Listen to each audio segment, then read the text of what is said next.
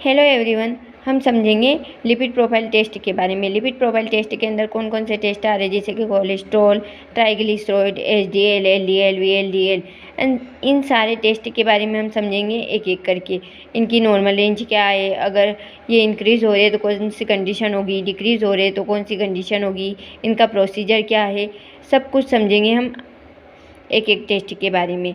तो अब हम स्टार्ट करते हैं। All type of lipid profile test कौन कौन से हैं, तो कोलेस्ट्रॉल, एचडीएल, एलडीएल, वीएलडीएल और ट्राइग्लिसराइड, ये 5 टेस्ट है।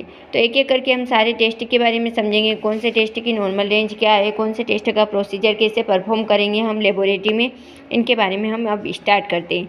तो कोलेस्ट्रॉल एस्टिमेशन, सबसे पहले नॉर्मल रेंज जो होती है कोलेस्ट्रॉल की 150 से 200 मिलीग्राम पर डेसीलीटर में होती है।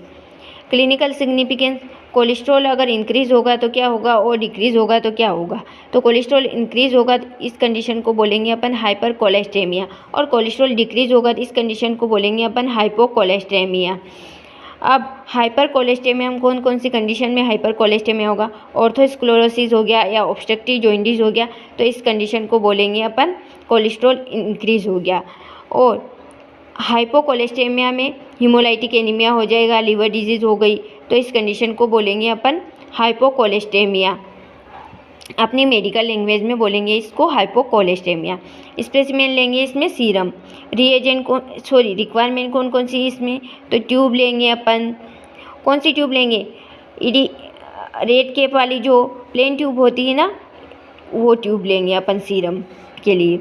0.2 ml जो होते हैं अपन पिपेट लेंगे। उसके बाद सेंट्रीफ्यूज लेंगे, स्टॉप वॉच लेंगे और फोटोमीटर लेंगे। ये रिक्वायरमेंट है। प्रोसीजर, अब हम प्रोसीजर परफॉर्म करेंगे। तो प्रोसीजर में हम 3 टेस्ट ट्यूब लेंगे, टेस्ट, स्टैंडर्ड और ब्लैंक की। तो सबसे पहले हम कोलेस्ट्रॉल रिएजेंट लेंगे, तीनों टेस्ट ट्यूब में 2.5 तीनों टेस्ट ट्यूब में लेंगे। उसके बाद सीरम लेंगे 0.1 ml टेस्ट वाली ट्यूब में। कोलेस्ट्रॉल स्टैंडर्ड लेंगे स्टैंडर्ड वाली ट्यूब में 0.1 ml। उसके बाद डिस्टिल वाटर लेंगे ml में ब्लैंक वाली ट्यूब में 0.1 ml। उसके बाद मिक्स करेंगे इनको wheel in the cool to room temperature पे मिक्स कर देंगे और रूम टेम्परेचर पे रख देंगे, प्लेस कर देंगे और वाटर बाद में रखेंगे। फिर ऐड रूम टेम्परेचर के बाद और ऐड करेंगे फॉलोइंग रिएजेंट। नेक्स्ट जो रिएजेंट होता है ना कोलेस्ट्रॉल रिएजेंट 2 ml, उसको ऐड करेंगे तीनों टेस्ट ट्यूब में, कितना 0.5 ml तीनों टेस्ट ट्यूब में। उसके बाद इनको मिक्स करेंगे thoroughly keep in the water bath में।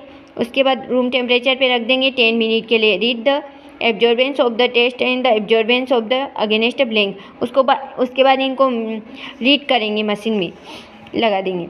Calculation, serum total cholesterol milligram per decilitre बराबर optical density of the test and optical density of standard into करेंगे इनको 200 से, ठीक है। उसके बाद एचडीएल क्या है, तो एचडीएल जो होता है इसे हम गुड कोलेस्ट्रॉल बोलते हैं, और एचडीएल का फुल फॉर्म होता है हाई डेंसिटी ऑफ लिपोप्रोटीन। इसकी नॉर्मल रेंज जो होती है मेल में होती है 30 से 60 मिलीग्राम पर डेसीलीटर और वुमेन में होती है 40 से 70 मिलीग्राम पर डेसीलीटर। रिमूव करता है एक्सेस कोलेस्ट्रॉल को form wall of blood vessel. इसको गुड कोलेस्ट्रॉल क्यों बोल रहे हैं, क्योंकि ये जो हमारे ब्लड वेजल्स के पास जो कोलेस्ट्रॉल होता है ना एक्सेस, उसको रिमूव करने का काम करता है, इसलिए इसको गुड कोलेस्ट्रॉल बोल रहे हैं हम।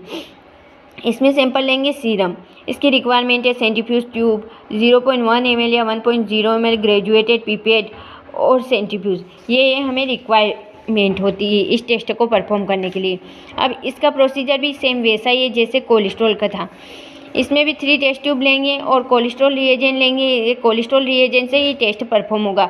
2.5 ml तीनों टेस्ट ट्यूब में लेंगे। उसके बाद सुपरनेटेड ml मतलब सुपरनेटेड जो ब्लड को सेंट्रीफ्यूज करेंगे, और सुपरनेटेड जो सीरम आएगा सुपरनेटेड पर वो लेंगे 0.1 ml टेस्ट सीरम लेंगे। कोलेस्ट्रॉल स्टैंडर्ड लेंगे 100 मिलीग्राम पर डेसीलीटर में, कितना लेंगे 0.1 ml लेंगे स्टैंडर्ड वाली ट्यूब में। उसके बाद लेंगे हम डिस्टिल वाटर लेंगे ml में, ब्लैंक वाली ट्यूब में लेंगे 0.1 ml।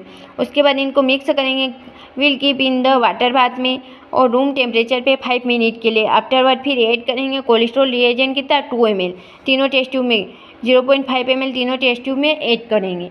उसके बाद क्या करेंगे, mix thoroughly cool the tube to room temperature पे रख देंगे एंड डिप करेंगे, इनको वाटर बाथ में रख देंगे।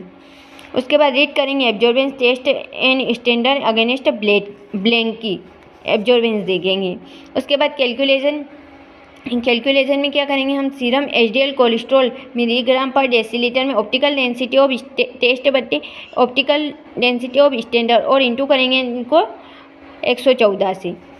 अगला टेस्ट आ रहा है ट्राइग्लिसराइड।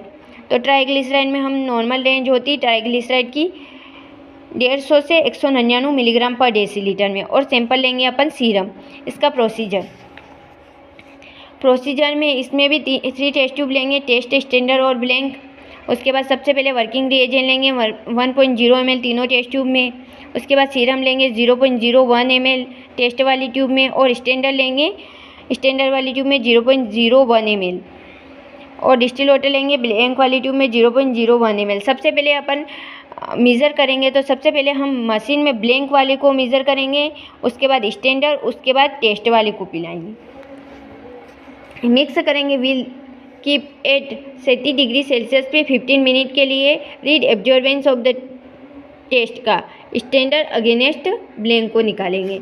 सबसे पहले ब्लैंक वाली ट्यूब को मेज़र करेंगे, उसके बाद स्टैंडर्ड, और उसके बाद टेस्ट वाली को मेज़र करेंगे। Calculation, serum triglyceride milligram per decilitre बराबर ऑप्टिकल डेंसिटी ऑफ टेस्ट बट्टे ऑप्टिकल डेंसिटी ऑफ स्टैंडर्ड, और इंटू करेंगे इसको 100 से।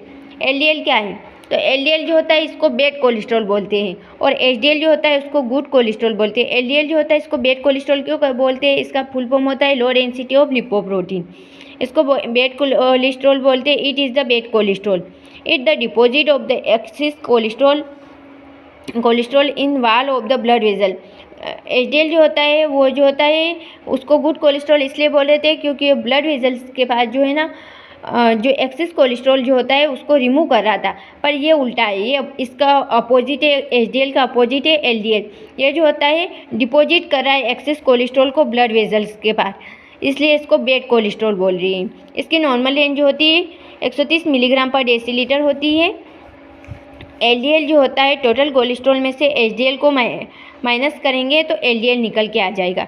जो अपन ने टोटल कोलेस्ट्रॉल का प्रोसीजर परफॉर्म किया, जो टोटल कोलेस्ट्रॉल का रिजल्ट आएगा उसमें से जो एचडीएल का प्रोसीजर भी अपन ने परफॉर्म किया उसमें से माइनस करेंगे तो एलडीएल का रिजल्ट आ जाएगा अपने पास, एलडीएल निकल के आ जाएगा।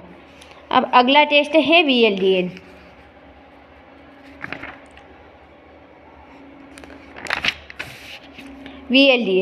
VLDL very low density of lipoprotein, इसका फुल फॉर्म होता है। It is the bad cholesterol, ये भी बैड कोलेस्ट्रॉल है, ये तो और ज़्यादा बैड है उससे भी एलडीएल से। High VLDL heart attack in condition, अगर वीएलडीएल जो होता है इसकी नॉर्मल रेंज है 2 से 30 मिलीग्राम पर डेसीलीटर, इससे अगर 31 या 40 तक हो गई तो हार्ट अटैक की कंडीशन है। अगर वीएलडीएल जो होता है very low density of lipoprotein, अगर ये हाई हो गया तो हार्ट अटैक की कंडीशन होती है। इसकी नॉर्मल रेंज 2 से 30 मिलीग्राम पर डेसीलीटर में बता दी अभी।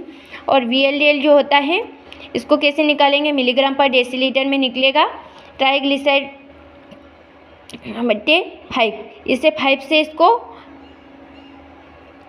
काटेंगे तो वीएलडीएल जो होता है आपका निकल के आ जाएगा ट्राइग्लिसराइड में से। Thank you.